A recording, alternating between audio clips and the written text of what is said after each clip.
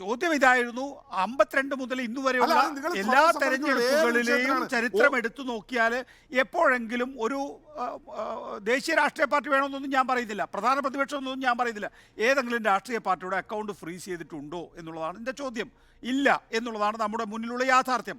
അപ്പോഴാണ് നിങ്ങൾ ഏറ്റവും പ്രധാനപ്പെട്ട രാഷ്ട്രീയ പാർട്ടിയുടെ, ഏറ്റവും പ്രധാനപ്പെട്ട പ്രതിപക്ഷ രാഷ്ട്രീയ പാർട്ടിയുടെ അക്കൗണ്ട് ഫ്രീസ് ചെയ്യുന്നു. രണ്ടാമത്തെ വലിയ രാഷ്ട്രീയ പാർട്ടിയായി ഉയർന്നു വരുന്നത് ആം ആദ്മി പാർട്ടിയാണ്.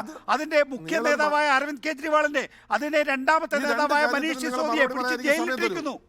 2025 നിയമസഭാ തെരഞ്ഞെടുപ്പിന് മുമ്പ് ഇറങ്ങാൻ കഴിയാത്ത വിധത്തിൽ നിങ്ങൾ നിയമനിർമ്മാണം നടത്തിയിരിക്കുന്നു. അതിന് സുപ്രീം കോടതിയുടെ തീട്ടൂരം വാങ്ങിയിരിക്കുന്നു. എങ്ങനെയാണ് ഈ രാജ്യത്തെ ജനാധിപത്യ രാജ്യം എന്ന് വിളിക്കുക ശ്രീ ജെ ആർ പത്മകുമാർ? അതുകൊണ്ടായിരിക്കാം ഒരുപക്ഷെ കെ പി നൗഷാദ് പറഞ്ഞത് ഇത് ബനാന റിപ്പബ്ലിക് ആണ്. അല്ല ഒരു സമയം തരിക. നിങ്ങൾ ചുമ്മാ ഇങ്ങനെ ഈ പ്രസംഗിച്ചിട്ട് പോയാൽ പോലെ എനിക്ക് സമയം തരിക. ഈ AAPക്കെതിരായിട്ടുള്ള ആരോപണങ്ങൾ കോൺഗ്രസിന്റെ അവിടുത്തെ അജയമാക്കാൻ പത്രസമ്മേളനം നടത്തിയിട്ട് എന്താ പറഞ്ഞത്? കോൺഗ്രസിന്റെ ഡൽഹി PCC നിയമപരമായി പരാതി ഡൽഹി ഗവർണർ കൊടുത്തില്ലേ, അവരെ അറസ്റ്റ് ചെയ്യണം, നടപടി സ്വീകരിക്കണമെന്ന്. ഇന്ന് അത് നടപടി സ്വീകരിക്കുമ്പോൾ അതുമായി അന്വേഷണവുമായി മുന്നോട്ട് പോകുമ്പോൾ അവർ മലക്കം അറിയുന്നു. കൃത്യമായ മറുപടി ഉണ്ടല്ലോ, പുതിയൊരു ആരോപണമല്ല. നോക്കൂ, ആം ആദ്മി പാർട്ടി എന്ന് പറയുന്നത് കോൺഗ്രസിന്റെ ഡൽഹിയിലെ എതിരാളിയാണ്. അവരെ ശരിയാണ്, ആക്ഷേപം ഉന്നയിച്ചിട്ടുണ്ട്. ദില്ലി മദ്യ നയ അഴിമതി കേസ് എന്നത് ഒരു യാഥാർത്ഥ്യമാണ് എന്നും അതിന് 100 കോടി രൂപ ആം ആദ്മി പാർട്ടിക്ക് കൈക്കൂലിയായി കിട്ടിയിട്ടുണ്ട് എന്നുമാണ്. പക്ഷേ നോക്കൂ, 2014 ഫെബ്രുവരി മാർച്ച് മാസങ്ങളിലാണ് ഉപമുഖ്യമന്ത്രിയായ മനീഷ് സിസോദിയെ അറസ്റ്റ് ചെയ്യുന്നത്. ഇത്രയും കാലമായല്ലോ.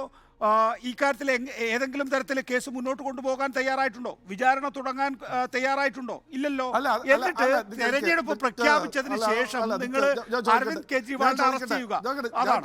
അപ്പൊ ഒച്ചയുണ്ടാക്കും പത്മകുമാർ. എങ്ങനെയാണ് അരവിന്ദ് കെജ്രിവാളിലേക്ക് എത്തിയത്?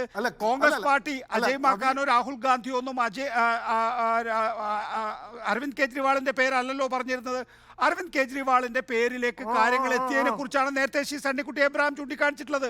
ഒരു ശരത്ചന്ദ്ര റെഡ്ഡിയെ സൃഷ്ടിക്കുന്നു, അയാൾ ആദ്യം സാക്ഷിയാകുന്നു, അയാൾ സാക്ഷിയായിരിക്കെ ചോദ്യം ചെയ്യുമ്പോൾ ഒന്നാമത്തെ സ്റ്റേറ്റ്മെന്റിലും രണ്ടാമത്തെ സ്റ്റേറ്റ്മെന്റിലും അയാൾ അരവിന്ദ് കെജ്രിവാളിന്റെ പേര് പറയുന്നില്ല. അത് കഴിഞ്ഞതിന് ശേഷം അയാളെ പിടിച്ച് ജയിലിടുന്നു. പ്രതിയാക്കപ്പെട്ടതിന് ശേഷം അയാൾ ബോണ്ട് നൽകി അയാൾ അരവിന്ദ് കെജ്രിവാളിന്റെ പേര് പറഞ്ഞു എന്ന് ഉറപ്പുവരുത്തിയതിന് ശേഷം അയാളുടെ ജാമ്യാപേക്ഷ എതിർക്കാതിരിക്കുന്നു. അയാൾ പുറത്തേക്ക് 50 കോടി കൂടി ബോണ്ട് നൽകുന്നു. അയാൾ ഫുൾ ഫ്രീ. അരവിന്ദ് കെജ്രിവാൾ അകത്ത്. ഞാൻ ചോദിക്കട്ടെ,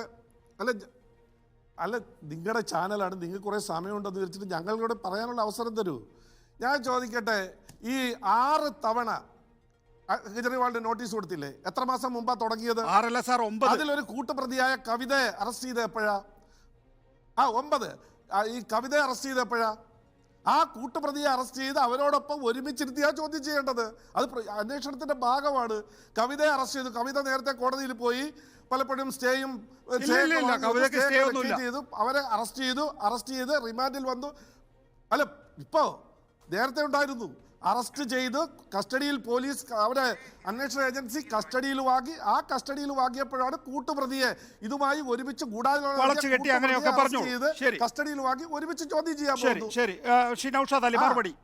ഞാൻ ചോദിക്കട്ടെ, വേറെ എത്രയോ അല്ലല്ല നിങ്ങൾ പറഞ്ഞ വേറൊരു കാര്യം ഇവിടെ നികേഷ്, എനിക്കൊരു കാര്യം പറയാനുള്ളത്. ശ്രീ പത്മകുമാർ പറഞ്ഞ ഒരു കാര്യം എനിക്കൊന്ന് ക്ലാരിഫൈ ചെയ്യാനുണ്ട്. കാരണം ഇത് കുറെ കാലമായിട്ട് പഴകി പുളിച്ചൊരു കാര്യമാണെങ്കിലും, അതായത് ജമ്മു കാശ്മീരിൽ നിന്ന് കശ്മീരി പണ്ഡിറ്റുകളെയൊക്കെ ഓടിച്ചു വിട്ടു എന്നുള്ളത്. ഇവിടെ 89 VP സിംഗ് മന്ത്രിസഭയുടെ കാലത്ത് ജഗ്മോഹൻ എന്ന BJPയുടെ നോമിനി ലഫ്റ്റനന്റ് ഗവർണറായിരുന്ന കാലത്താണ് അവരുടെ പുനരധിവാസം അല്ലെങ്കിൽ അവരെ അക്രമത്തിൽ നിന്ന് രക്ഷിക്കാൻ വാസസ്ഥലം മാറ്റി സ്ഥാപിക്കുക എന്നൊക്കെയുള്ള സ്കീമുകൾ നടപ്പിലാക്കിയത്. അതിന്റെ ഭാഗമായിട്ട് ഒരുപാട് പേര് അവിടെ നിന്ന് ഒഴിഞ്ഞു പോയിട്ടുണ്ടാകാം. അത് കോൺഗ്രസ് എന്തോ ചെയ്തതാണ് എന്ന മട്ടിലൊക്കെ ചിത്രീകരിച്ചിട്ട് അതെ 89 മുതൽ 91 വരെ അധികാരത്തിലിരുന്ന ലഫ്റ്റനന്റ് ഗവർണറാണ് ജഗ്മോഹൻ. അതെ, 90-ൽ ജഗ്മോഹനാണ്. 90-ലാണ് ജഗ്മോഹൻ. 91-ലാണ് ജഗ്മോഹൻ. 89 മുതൽ 91 വരെയാണ് ജഗ്മോഹന്റെ കാലാവധി. ആ കാലത്ത് സംഭവം തന്നെ ഞാനും പറയുന്നത്. ജഗ്മോഹൻ LK അദ്വാനിയുടെ പ്രതിനിധിയായിരുന്നു. ഇന്ത്യ ഭരിച്ചിരുന്നത് VP സിംഗ്, ഭരിച്ചിരുന്നത് BJP. നിങ്ങൾ നിയമിച്ച ലഫ്റ്റനന്റ് ഗവർണറാണ്. നിങ്ങൾ നിയമിച്ച തെറ്റായ നയത്തിന്റെ ഭാഗമായിട്ടാണ്. അതല്ല ഞാൻ തീർച്ചയായിട്ടും ഞാനത് പറഞ്ഞു എന്ന് മാത്രം. അവിടെ നിന്ന് വെച്ച് നാളെ ഇവിടെ നിന്ന് എല്ലാവരും പോകണമെന്ന് പറഞ്ഞ സമയത്ത് പറയാൻ തുടങ്ങിയ ഞാൻ എന്ത് ചെയ്യാനാ? ഒറ്റ കാര്യം എന്റെ പ്രിയപ്പെട്ട ഞാനൊരു കാര്യം പറയട്ടെ. ഇവിടെ നമ്മൾ കൃത്യമായിട്ട് ആ വിഷയം, കോൺഗ്രസ് എല്ലാ കാലത്തും നിങ്ങളെപ്പോലെയുള്ള വിഭാഗീയ നിലപാടുകാരല്ല, വർഗീയ നിലപാടുകാരല്ല. ഞങ്ങൾ കശ്മീരി പണ്ഡിറ്റുകളെയും കശ്മീരിലെ മുസ്ലിങ്ങളെയും രണ്ട് കൈയോട് ചേർത്ത് നിർത്തുന്ന പാർട്ടിയാണ്. ഇന്ത്യ രാജ്യത്ത് എവിടെയും ഞങ്ങളുടെ നയം അതാണ്. നിങ്ങളെപ്പോലെ അല്ല. നിങ്ങളാണല്ലോ ഇപ്പോ സീതാറാം കേസിൽ പ്രശ്നമായിരുന്ന കാലത്ത് ഇവിടെ അന്വേഷണം ചെയ്യുന്നത്. ഒരു കാര്യം ചെയ്താൽ മതി. നിങ്ങളെ ആഭ്യന്തര ശത്രുവാണ് വൈദേശിക ശക്തിയേക്കാൾ നമ്മൾ നേരിടേണ്ടത്. അതുകൊണ്ട് വൈദേശിക ശക്തിക്കെതിരെ ഊർജം പാഴാക്കണ്ട എന്ന് പറഞ്ഞ് മാപ്പെഴുതാൻ ക്യൂ നിന്ന കാലത്ത് ഇവിടെ ആസാദും പട്ടേലും നെഹ്റുവും ഗാന്ധിയും സുഭാഷ് ചന്ദ്രബോസും ഒക്കെ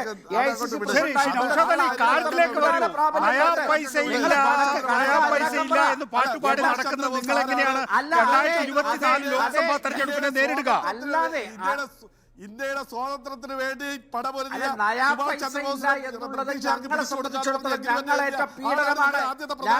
പീഡനമാണ്.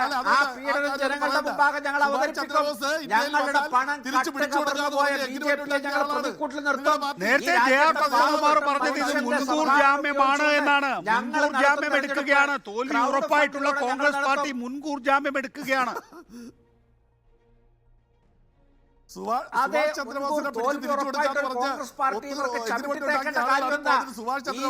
ആലില പോലെ വിറക്കുകയാണ്. ഇവർ ഭീരുക്കളാണ്. എന്റെ നികേഷ്, ഇവിടെ കോൺഗ്രസിനെ മാത്രമല്ല ആം ആദ്മി പാർട്ടി നിങ്ങൾ പറഞ്ഞല്ലോ. ഇവിടെ എന്താ സ്റ്റാലിന്റെ പാർട്ടിയുടെ സ്ഥിതി? എന്താ ഇവിടെ തേജസ്വി യാദവിന്റെ സ്ഥിതി? എന്താ മമതാ ബാനർജിയുടെ സ്ഥിതി?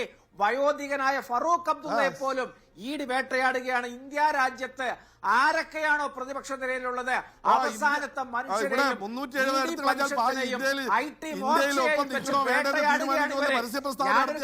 പറയട്ടെ, ഇവരുടെ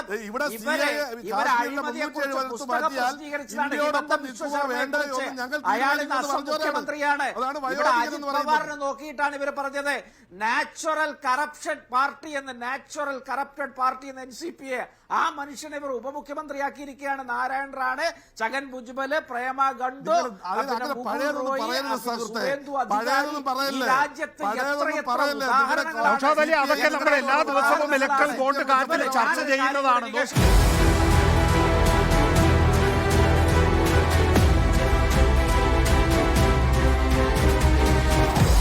Debate with MV Nikesh Kumar.